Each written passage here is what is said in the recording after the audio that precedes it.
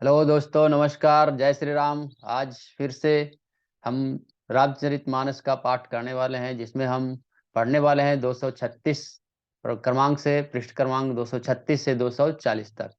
तो आइए अब हम शुरुआत करते हैं। अभी जो हम जहाँ तक पढ़े थे उसमें श्री रामचंद्र जी धनुष यज्ञ में पहुँच गए हैं और वहाँ बहुत सारे वीर बैठे हुए हैं, बहुत सारे राजा बैठे हुए हैं। कुछ राक्षस भी बैठे हुए हैं जो राजा के रूप में हैं और उनको श्री रामचंद्र जी उनको दिख रहे हैं। कैसे, किस रूप में दिख रहे हैं? तो महाकाल के रूप में दिख रहे हैं। और जो अच्छे लोग हैं उनको प्रतापी के रूप में दिख रहे हैं। तो अब हम उससे आगे पढ़ने वाले हैं। तो आइए शुरुआत करते हैं। मंगल भवन अमंगल हारी, द्रवहु सुदशरथ अजिर बिहारी। राम सिया राम, सिया राम, जय जय राम। राम सिया राम, सिया राम, जय जय राम। सियावर रामचंद्र की जय। पवन सुत हनुमान की जय। सीता माता की जय। भ्राता लक्ष्मण की जय।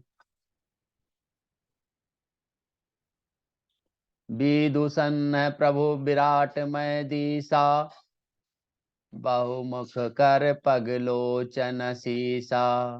जनक जाति अवलोकहि कैसे, सज्जन सगे प्रिय लागहि जैसे। विद्वानों को प्रभु विराट रूप में दिखाई दिए। जो विद्वान लोग थे उनको भगवान श्री रामचंद्र जी विराट रूप में दिख रहे हैं, जिनके बहुत से मुंह, हाथ, पैर और नेत्र और सिर हैं। जनक जी के सजातीय यानी जनक जी के जो कुटुंब लोग हैं उनको प्रभु को किस तरह, कैसे प्रिय रूप में देख रहे हैं और सगे सज्जन संबंधी बहुत ही प्रिय लग रहे हैं। सहित विदेहि बिलो कहीं रानी, शिशु सम प्रीति न जाति बखानी। जोगिन परम तत्वमय भाषा, शांत शुद्ध सम सहज प्रकाशा। जनक समेत रानियां उन्हें अपने बच्चे के समान देख रही है। राजा जनक जी हैं और उनकी जो रानियां हैं उनको अपने बच्चे जैसे दिख रहे हैं। उनकी प्रीति का वर्णन नहीं किया जा सकता।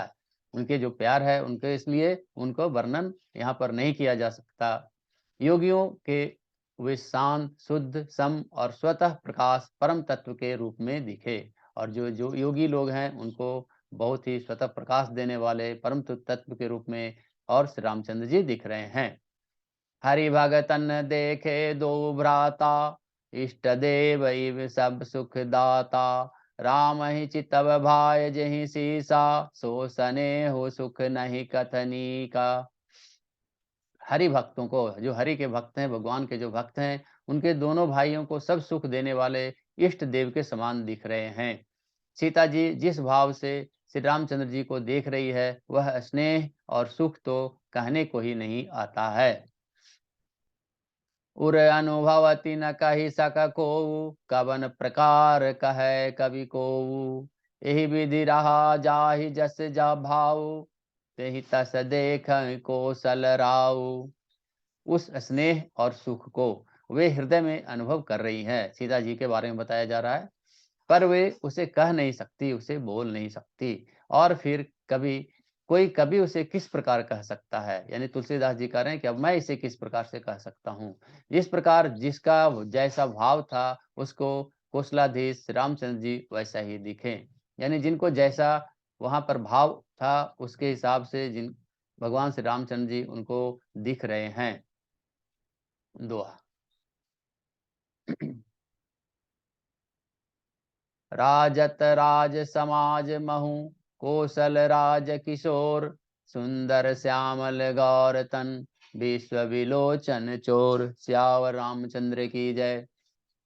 सुंदर सांवले और सुंदर सांवले और गोरे शरीर वाले तथा विश्व भर के नेत्रों को चुराने वाले कौशलाधीश के कुमार राज समाज में इस प्रकार सुशोभित हो रहे हैं। मतलब श्री रामचंद्र जी को बारे में बताया गया है कि वो उस समाज में, बहुत ही राज समाज जो है उसमें बहुत ही अच्छे तरह से सुशोभित हो रहे हैं और उनको देखकर सभी प्रसन्न हैं।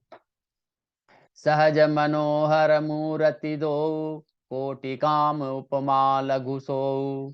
सरक चंद निंदक मुखनी के, निरज नयन भावत जी के। दोनों मूर्तियां स्वभाव से ही, यानी दोनों भगवान रामचंद्र जी और लक्ष्मण जी के बारे में बताया गया है कि स्वभाव से ही बिना किसी बनाव श्रृंगार के, बिना कुछ बनावट श्रृंगार किए हुए मन को हरने वाले हैं। करोड़ों कामदेवों को उपमा भी उनके लिए तुच्छ है। और उनके सुंदर मुख शरद पूर्णिमा के चंद्रमा की भी निंदा करने वाले, यानी उसे नीचा दिखाने वाले हैं। और कमल के समान नेत्र मन को बहुत ही भाते हैं। यानी उनके पूरे शरीर का वर्णन यहाँ पर किया गया है। उनके सुंदर मुख का वर्णन किया गया है, उनके कमल के समान नेत्र का वर्णन उनको किया गया है, जो बहुत ही सुंदर लग रहे हैं, सबको भा रहे हैं। चितवनि चारु मारु मनुहरनी, भवति जाति जाति नहीं बरनी। कल कपोल श्रुति कुंडल लोला, चिबुक अधर सुंदर मृदु बोला। सुंदर चितवन, सारे संसार को मन को हरने वाला, जिसे चितवन कहा जाता है। कामदेव के भी मन को हरने वाली है। वह इनको सबको हृदय को बहुत ही प्यारी लगती है पर उसका वर्णन नहीं किया जा सकता है। सुंदर गाल हैं, कानों में कुंडल पहने हुए हैं, ढोड़ी पर, अधर और ओठ पर बहुत सुंदर हैं और कोमल वाणी है। यहाँ पर श्री रामचंद्र जी और लक्ष्मण जी के पूरे शरीर का वर्णन किया गया है।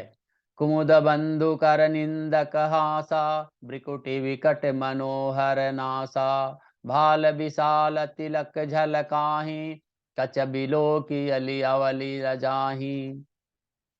हंसी चंद्रमा की किरणों का तिरस्कार करने वाली है, यानी जो हंसते हैं तो चंद्रमा का भी तिरस्कार करने वाली है। भौहें टेढ़ी और नासिका मनोहर हैं।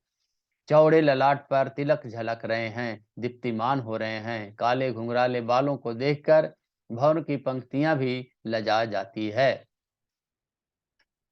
पीत चौतनि सिरन्नि सुहाई, कुसुम कली बीच बीच बनाई।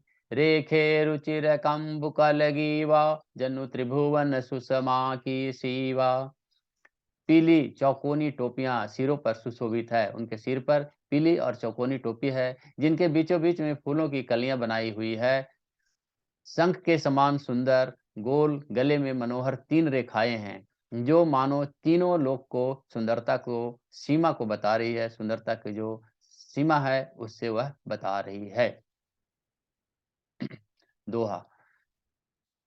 कुंज रमन कंठा कलित, उरन तुलसी का माल। वृषभ कंद के हरि ठवनी, बल निधि बाहु विशाल। सियावर रामचंद्र की जय। हृदयों पर गज मुक्ताओं के सुंदर कंठे और तुलसी की मालाएं सुशोभित है। उनके कंधे पर बैलों के कंधों की तरह ऊंचे तथा पुष्ट हैं। ऐड़ खड़े होने की शान सिंह की सी है, और भुजाएं विशाल और बल की भंडार है। यानी उनके पूरे शरीर के हृदय के बारे में, उनके कंधों के बारे में, उनके खड़े होने के तरीके के बारे में, उनके भुजाएं के बारे में पूरी तरह से यहाँ पर वर्णन किया गया है। कटितुनी रपित पट बांधे, कर सर धनुष बाम बर कांधे। पीत यज्ञ उपवित सुहाए, नख सिख मंजू महाछवि पाए। कमर में तरकस और पीतांबर बांधे हैं। कमर में तरकस है और पीतांबर पीले कपड़े हैं। हाथों में बाण और बाएं सुंदर, कंधों पर धनुष और पीले जनेऊ सुशोभित हैं। नख से लेकर शिखा तक सब अंग सुंदर है, उन पर महान शोभा छाई हुई है। यानी उनके पूरे शरीर का वर्णन इसमें, इस दोहे में कमर के बारे में, उनके कंधों पर सुंदर बाण लगे हुए हैं और जनेऊ पहने हुए हैं।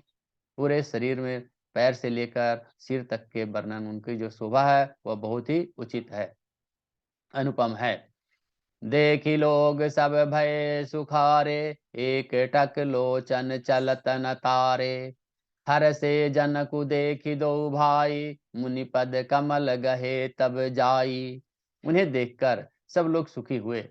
एक टक से निमेष शून्य है, कहने का मतलब है कि एक टक निमेष शून्य, जहां पर एक बार आंखें गई तो फिर वो हटती नहीं। और तारे पुतलियों भी नहीं चलती है। जनक जी दोनों भाइयों को देखकर हर्षित हुए। दोनों भाइयों को देखकर जनक जी बहुत ही खुश हुए। तब उन्हें जाकर मुनि के चरण कमल पकड़ लिए, और तब उन्होंने मुनि के जो गुरु विश्वामित्र थे उनके पास उनके चरण कमल पकड़ लिए। कर बिनती निज कथा सुनाई, रंग अवनी सब मुनि दिखाई। जह जह जाय कुंवर बर दो, तह तह चकित चितब सब को। विनती करके अपनी कथा सुनाई और मुनि को सारी रंगभूमि यज्ञशाला दिखाई। मुनि के साथ दोनों श्रेष्ठ राजकुमार जहां जहां जाते हैं वहां वहां सब कोई आश्चर्यचकित होकर उनको देखने लगते हैं। निज निज रुख राम ही सब देखा, को न जान कछु मर्म विशेषा। भील रचना मुनि नृप सन कहयो, राजा मुदित महासुख लहयो। सबने राम जी को अपने अपनी ओर ही मुख किए हुए देखा। जो भी देख रहा है उसे राम जी लग रहे हैं कि मेरे तरफ ही देख रहे हैं। परंतु इसका कुछ भी विशेष रहस्य किसी को जान नहीं पड़ा, कोई जान नहीं सके। मुनि ने राजा से कहा, रंगभूमि की रचना बड़ी सुंदर है। विश्वामित्र जैसे निष्प्रह, विरक्त और ज्ञानी मुनि ने रचना की प्रशंसा सुनकर राजा प्रसन्न हुए। विश्वामित्र जी की प्रशंसा किए गया और राजा प्रसन्न हुए और उन्हें बड़ा सुख मिला। दोहा। सब मचन्हते मंचु एक, सुंदर विशद विशाल। मुनि समेत दो बंधुत, बैठा रे महिपाल। सियाओ रामचंद्र की जय। सब मंचों से एक मंच अधिक सुंदर, उज्जवल और विशाल था। स्वयं राजा ने मुनि सहित दोनों भाइयों को उस पर बिठाया।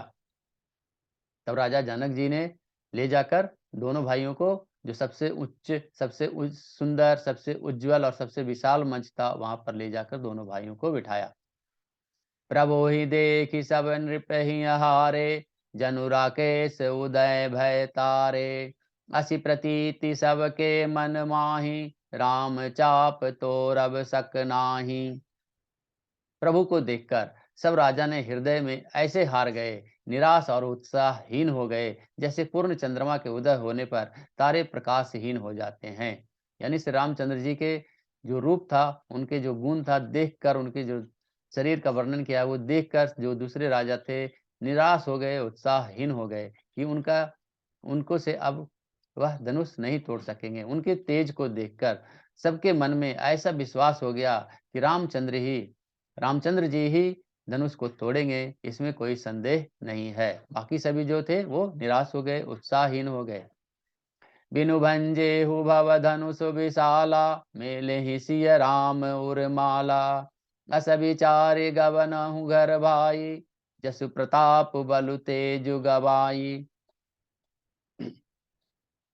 इधर उनके रूप को देखकर सबके मन में यह निश्चय हो गया कि शिव जी के विशाल धनुष को जो यह संभव है कि न टूट सके, लेकिन बिना तोड़े वह सीता जी श्री रामचंद्र जी के गले में जयमाल डालेंगे। अर्थात दोनों तरह से ही हमारी हार होगी और विजय श्री रामचंद्र जी के हाथ रहेगी।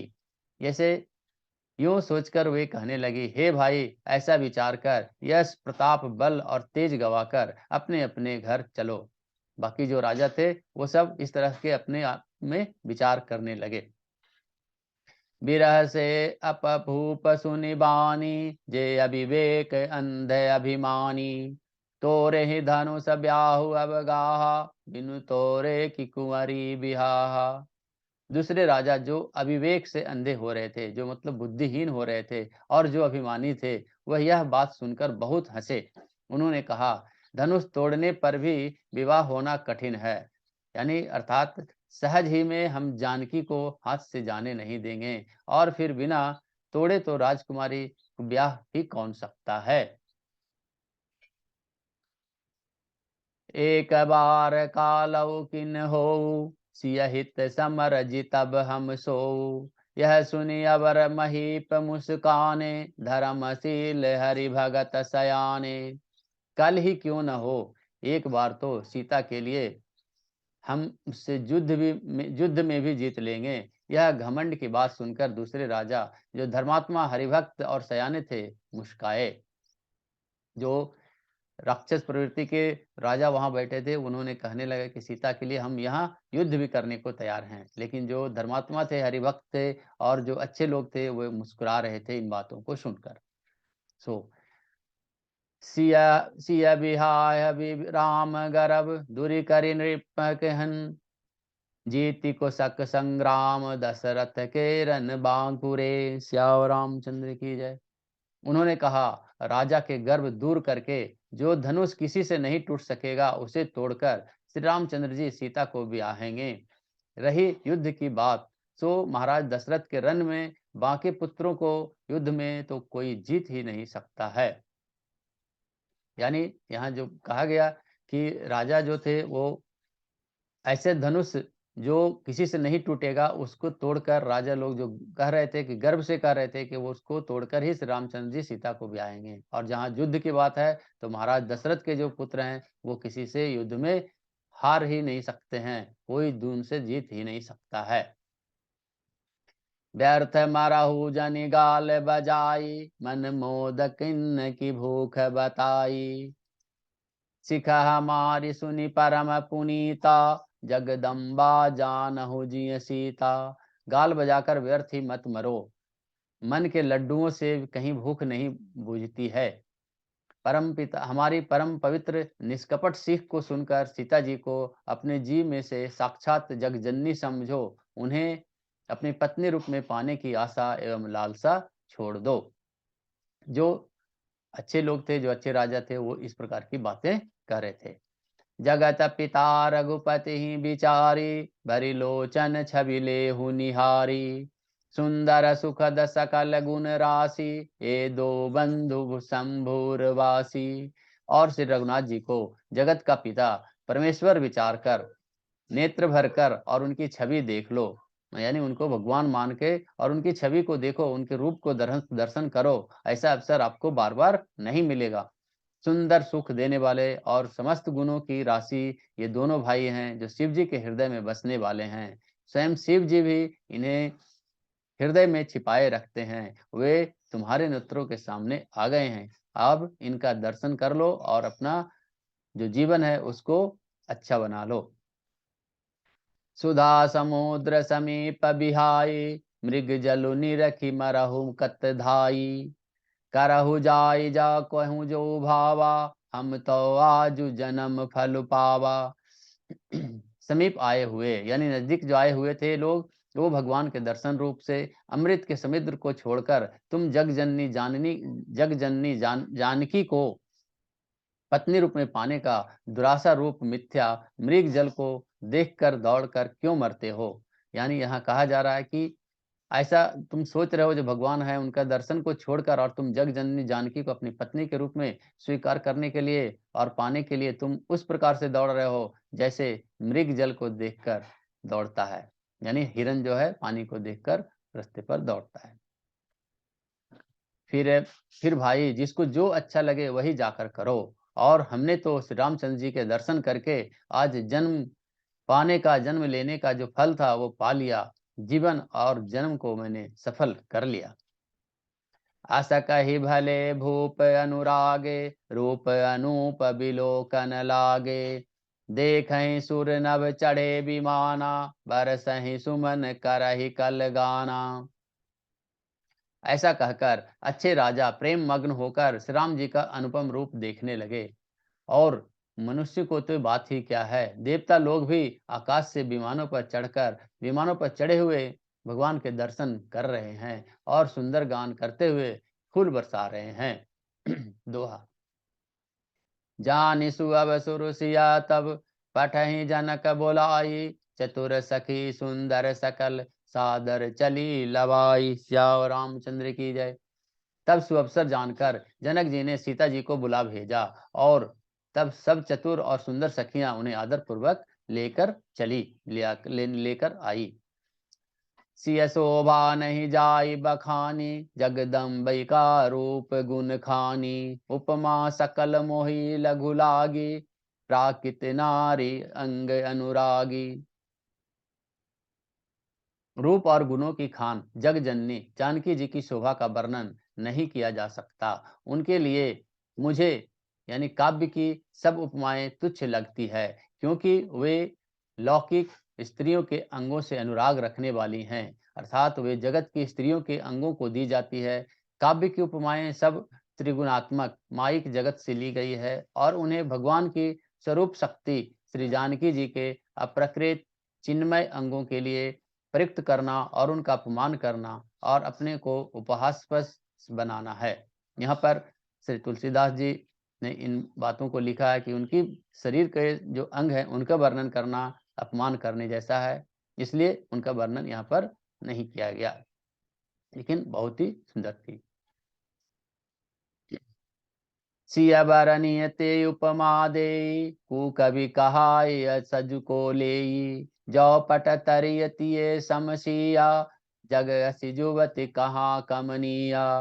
सीता जी के वर्णन में उन्हीं उपमाओं को देखकर कौन कुकवि कहलाए और अपयश का भागी बने। यानी कहा गया कि सीता जी के लिए उन उपमाओं का प्रयोग करना एक सुकवि के लिए पद से च्युत होना, यानी पद से उनको विमुक्त होना जैसा हो जाएगा, उनको अपकीर्ति मिलेगी, उनको यश नहीं बल्कि उनके सुकवि और नादानी और अनुचित कार्य करना कहा जाएगा। यदि किसी स्त्री के साथ सीता जी की तुलना की जाए तो जगत में ऐसी सुंदर युवती है ही कहाँ जिसकी उपमा उनके साथ की जाए, जिनकी तुलना उनके साथ की जाए। गिरा मुखर तन अरध भवानी रति अति दुखित तनुपति जानी। 20 बारुनी बंधु प्रिय जेहि कहे रमा सम किमि बै देहि। पृथ्वी की स्त्रियों की तो बात ही क्या, पृथ्वी पर जो स्त्री हैं उनकी तो बात ही छोड़ दीजिए, देवताओं की स्त्रियों की भी यदि देखा जाए तो हमारी अपेक्षा कहीं अधिक दिव्य और सुंदर है। तो उनमें सरस्वती तो बहुत बोलने वाली हैं, पार्वती अर्धांगिनी है, यानी अर्ध नारी नटेश्वर के रूप में उनका आधा ही अंग स्त्री का है, आधा अंग जो है पुरुष का है, शिव जी का है। कामदेव की स्त्री रति पति को बिना शरीर का अनंग जानकर बहुत दुखी रहती है और जिनके विष और मध्य जैसे समुद्र से उत्पन्न होने के नाते जिन प्रिय भाई हैं उन लक्ष्मी के समान तो जानकी जी को कौन कहा कैसे ही कहा जाए। तो यहाँ पर सीता जी के रूप का वर्णन यहाँ किया गया है। तो आज जो हमने जो पढ़ा है 236 पृष्ठ क्रमांक से 240 तक, आज कथा इतनी ही करके मैं समाप्त करता हूँ। आज कथा इतनी भय सुनो वीर हनुमान, श्यावर रामचंद्र की जय, पवन सुत हनुमान की जय, सीता माता की जय, भ्राता लक्ष्मण की जय। मंगल भवन मंगल हारी द्रबहु सुदशरथ अजर बिहारी। राम सिया राम सिया राम जय जय राम, राम सिया राम जय जय राम। धन्यवाद धन्यवाद धन्यवाद। जय श्री राम जय श्री राम जय श्री राम।